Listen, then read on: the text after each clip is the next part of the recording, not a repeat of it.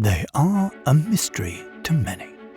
Countless brands have tried to pitch their products, but only a few have prevailed. Now, for the first time, we will interact firsthand with these mystifying gatekeepers. Today, we bring you Behind the Buyer's Desk. All right, everybody, welcome to this week's episode of Behind the Buyer's Desk.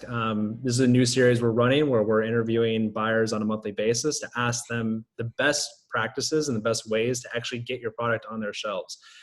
We hear from new brands all the time about how they're pitching to buyers, and sometimes we feel like the approach can be a little bit more refined. And so we wanted to really bring in the experts who are the buyers that are getting pitched on a daily basis. And so really excited about this week's interview with James Ren from Thrive Market. We've gotten a few products into Thrive for WeStock and excited to continue to build a partnership with James. James, thanks so much for joining. I don't know if you want to give a little background on yourself and we can dive in with some of these questions. Sure. Yeah. Thanks, Cam. So I've been sort of in retail for, I guess, a little over a decade now. Though I cut my teeth primarily on the sales side in CPG. So done a number of roles there, from sales finance to national account management to sales strategy, and then moved over to the buying side with Walmart.com. Was there for about 2.5 years. Ran a category management desk, and then also did private label for food for a little while as well. And then now I'm at Thrive as a buyer. So I think, it's usually the way I kind of approach these conversations, or even how I approach my buying style is I'm still a recovering salesperson. So and I think it'll be like that till I die. So here we are. And what categories are you managing at Thrive, just for everybody? I do snacks, soups, meals, and side dishes, condiments and sauces, bars. Oh my God, there's 2 more. A little bit of everything. Yeah, a little bit of everything. It's mostly on the pantry side, basically. No beverages, though. Okay. So let's start out with a really basic question, right? What's the best and worst way for brands to initiate conversations with a buyer? Sure. To initiate. Well, I would argue that it kind of depends on the buyer, right? Like they might be receptive to persistence, or they might not be. So you can't really control that part. But I would say, as a salesperson, I think something to keep in mind is that, it would be awesome if all buyers needed to do was take sales calls and decide what goes on the shelf. Unfortunately, that's not like the primary day. There's a lot of other stuff going on, sort of like, whether it's like internal business things or really just kind of broader, which is kind of like, you're really managing the whole business, if you will, right? So there's other pieces that you have to worry about. So though I would argue that, regardless of how the buyer reacts to persistence, I think persistence is pretty key in trying to at least get that first sort of touch point going. So, don't be afraid to email too much, but you don't have to do it every day, but yeah, at some point, hopefully sort of the stars align and like the buyer is looking for something, and then you just happen to kind of pop in at the right time and it meets the need. Yeah. So, I think I always tell brands, like, the one thing I've never heard from a buyer is like, you're emailing me too much. yeah, because I just won't read it. Right. Not that I won't read it, but it's like, yeah. I won't be able to read it. It's Right. like a combination of not be able to read it, or it's, I don't need it right now. So, I mean, just keep that in mind, right? Like there's not unlimited space on the shelf. So they know what they need when the time comes. And it's just a question of like, that's why I say like, be persistent. So sometimes like, you're just popping at the right time. Right. Yeah. So I think it's about being also like top of mind of that buyer throughout the year, right? Like if I send one email and I'm not following up at least, a bi-weekly or monthly basis with you and continuing the conversation, there's no way you're going to come back to my brand when it is time to review it or bring it in. 100%. So let's say we secure the meeting, we go in, what are some of the kind of no-nos that you're seeing in the meeting where it's just like, why are we doing this dance? Like, let's get straight to the point that these are the things I need to hear. Yeah.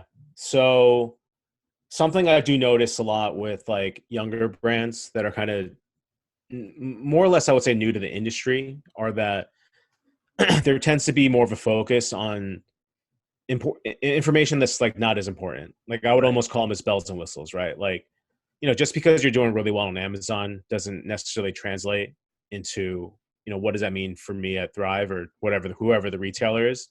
One thing to remember is that like Amazon is good at being there for everybody, while at a retailer, maybe with the exception of like a Walmart or like a Target, their demographic might not be like a slice of every single person in the US. Right. You have to consider what that demographic is, what the profile of their shopper looks like, what are they spending, how much are they spending, how do you earn that share of the wallet? So I think what's important is when you're coming into a meeting with the buyer is that your story, number one, has to be 100% tailored to the retailer, right? I mean, the worst example of this is I've seen brands come in where they're showing me the slides, which, there's no problem with recycling slides, but it's Right. like if you're getting to a slide that says, well, here's why this makes sense for Kroger, it tells me that you are not prepared, right? Yeah. So, number one, like tailoring the story, making it appropriate for that retailer. So, you might have to do some digging around like how does the model work? And then like how does my product fit into that retailer? Like it's not a one size fits all.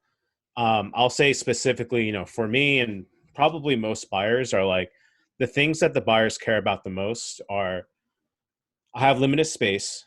So if I take in this product, number one, is it going to sell? Right. A very close number two is it hitting the margin targets that I need to hit? If it's not going to check off both of those boxes, there's really no need to continue the conversation.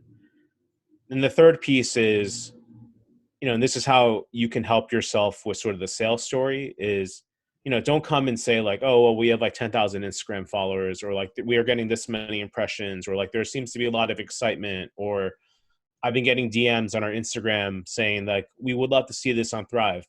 Like none of that really means anything unless you can somehow translate that into actual dollars. Like, what does that mean in terms of dollars? Like, Right.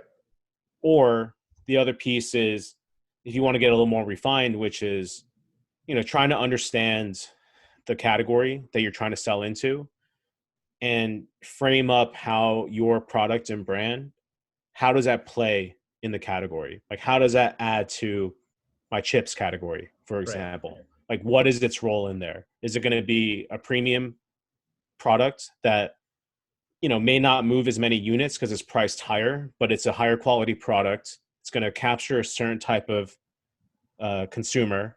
And because it's higher dollars, in theory, it should, as long as it's selling, it should drive category growth from a dollars perspective. Is it meant to be an OPP item or opening price point item to get somebody into the category before?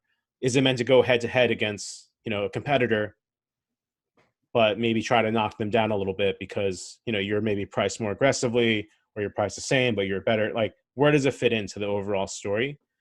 All of that will be kind of crucial to finding success in those meetings. Yeah, I think it's definitely important to stay away from the soft metrics. I think people bring in like Facebook numbers, Instagram numbers. It's just not going to move the needle, and Yeah, it's tough to actually tell. Part of the reason why we started WeSock, it's like it's tough to tell where those customers actually shop, and it's tough to actually see how many of those people are actually engaged. for sure. And I think telling a category story versus just a brand story. I mean, I'm sure you feel the same way, but how many brands we always hear that say we're the only brand doing this, and it's just kind of like, Yeah, well, it's like I've yeah, heard that like 5 times yeah, already today. yeah. Versus, hey, just harping on incremental sales for the Mhm. category, like the whole pitch can drive a lot more results than talking about your brand. Yeah, 100%. I mean, I kind of use this analogy of where it's kind of like a car or you're building a house, right? You need to have, for every car to run, there needs to be like set amount of pieces and parts Right. that make it work. And it's like, how does your part fit into that? Is it going to add to it, or is it going to, is it going to enhance the vehicle, or is it going to just be noise? Like, you need to understand like how do you fit in, as opposed to saying like, it's great. Or I have I've gone pitches where they're like, I just know it's going to do well. Yeah. That doesn't mean anything, Right. I think So, understanding how you're going to drive the category forward is crucial, but also having compassion for the buyer, understanding not only do they need to make a decision a lot of times on whether they want to purchase my product, but where they're going to discontinue somewhere else. So 100%. Oh yeah. Even that kind of insight is helpful, I yeah, mean, I understand that for smaller brands just starting up, like buying spins data or Nielsen data or IRI data can be expensive. Arguably, on the other side of it, I would say that gives you a ton of information into what's going on in the market, right. and it makes you sound a lot more prepared than and sort of sophisticated in your understanding. And like you're saying, Cam, where from there you can kind of take that information and even not just figure out how you fit into the category, but maybe understand the category at a more holistic level and Right. find where there's opportunities for, perhaps taking out a competitor, or perhaps, expanding on a competitor brand that might actually help you guys as well. Like, who knows? Like, there's a lot of information out there that can kind of help you develop that story. So And there's then, just be prepared yeah. is really what it comes down to. And then what metrics, with thriving an online retailer, what metrics are you looking at that might be different outside of kind of like, I always say like the main metric for brick and mortar is, sales per week, per store, per SKU. Yeah. What are you really looking at? Yeah. So I don't really look at units per week per, UPSW is how I used to say it.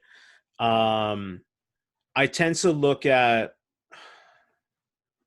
see, I would say that the thing that I found in e-commerce is that the growth happens a lot more.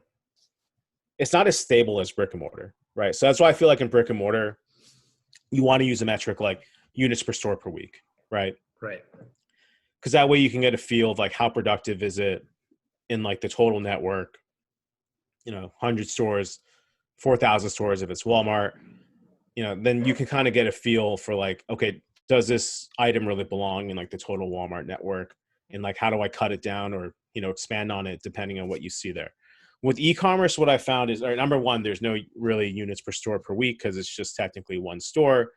But what I look at a lot from my end is I look at share.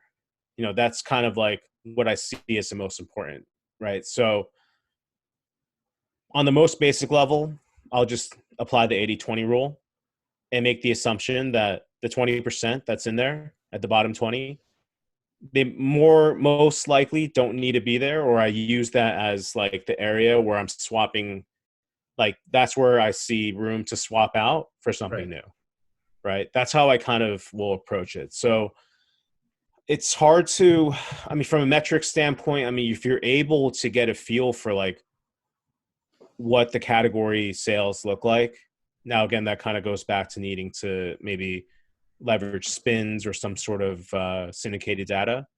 Then from there, you can get a feel for like, okay, like I see that in this category at Thrive, on average, every week they're doing, say, like 100 Gs or something like that. Right. How do I make sure I'm like playing around in that ballpark of, say, the top 80% of brands that are in there? Like that's how you kind of want to position yourself. Yeah, just make it easy to translate into success for whatever medium you're selling into. Yeah. I think, something to keep in mind is your number one job when you're interacting with the buyer is to make their job easier, right? So the reality is the buyer generally, I would say most buyers are using data to make their decisions. So, when you can provide like the data points that they're going to be looking at anyway, all of that makes it easier to kind of digest and then ultimately make a decision, good or bad. And going off that topic of kind of making your job easier, I'm assuming that post pitch, even for brands that do well, might screw things up in terms of the follow-up and kind of making sure that they're getting everything to you in a timely manner, or Mhm. just following up with you and realizing that, hey, once the initial meeting's done, the work's Yeah. kind of just started. So do you see Yeah. any kind of gaps in communication there where brands can just do a better job post-pitch or post-meeting to ensure they're getting everything you need? I mean, it kind of goes back to what I was saying earlier about the persistence side. I've certainly connected with brands before where, if I'm being good, I'll send them the follow-up paperwork right after. For example, like in my process, if I'm talking to you and I'm like, cool, I'm interested in evaluating like your 6 items or whatever the number is, Right. I'll send you a new item form so that way I can get some of the financials and the specs so I can actually run the numbers, right? So on a good day, I'll usually send it right after the meeting. On a bad day, I'll send it like 2 weeks later or maybe even longer, as Cam knows. And then from there, I can kind of start doing like my homework and evaluating, right?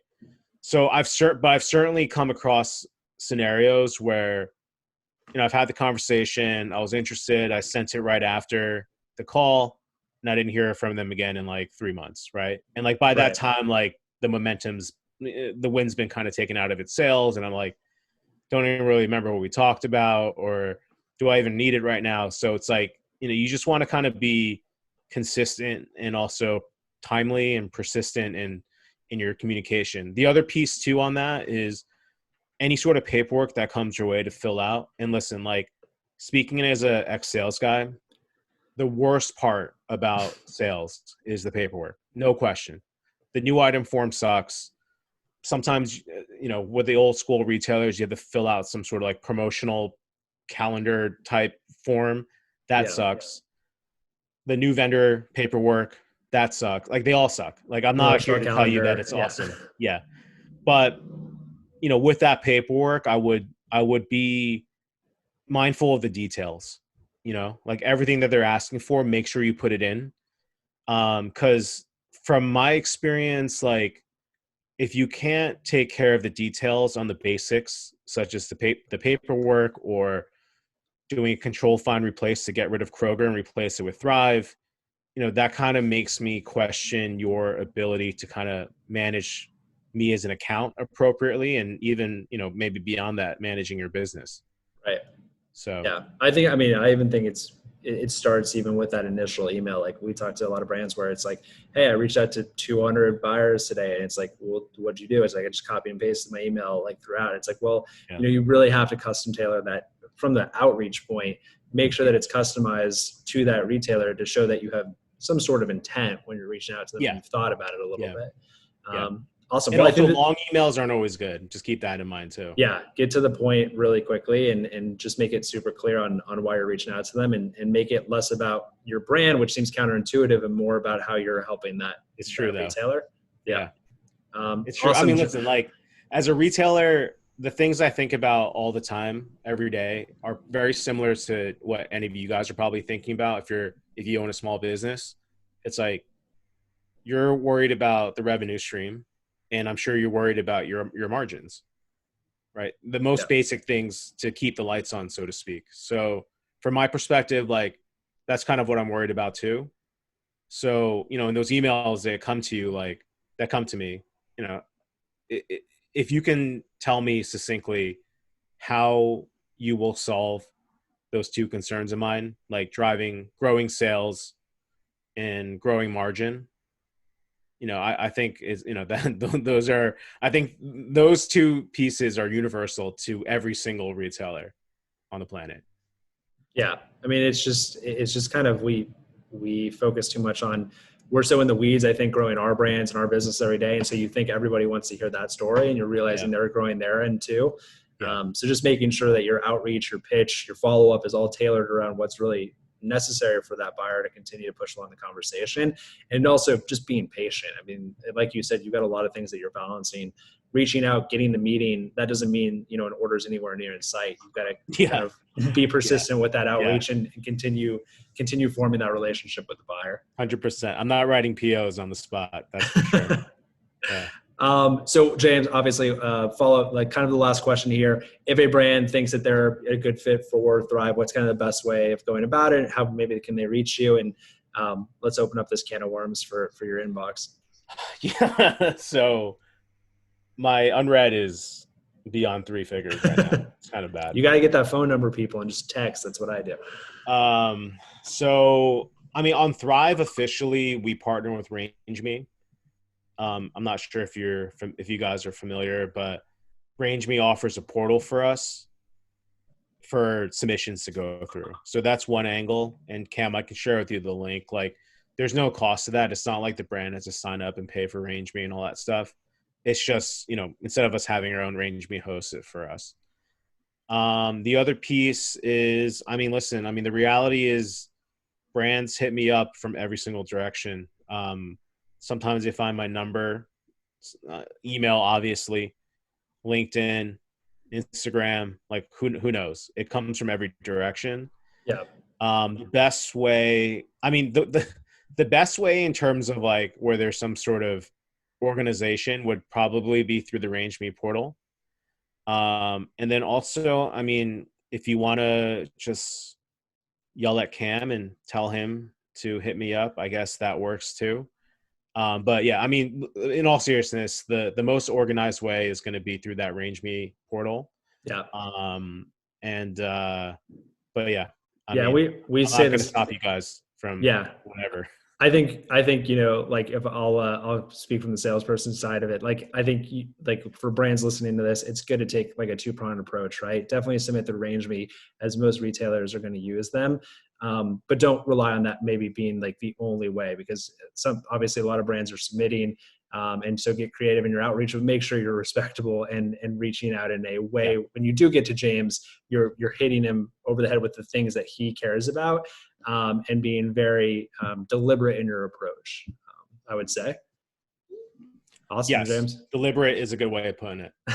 Oh, I appreciate James hopping on this week. Obviously, it's been great to kind of grow this friendship and this relationship over the last few months, and excited to continue to do business with you. And hopefully this brings some cool new brands your way. And thanks again. Yeah, of course. Thank you. Appreciate it.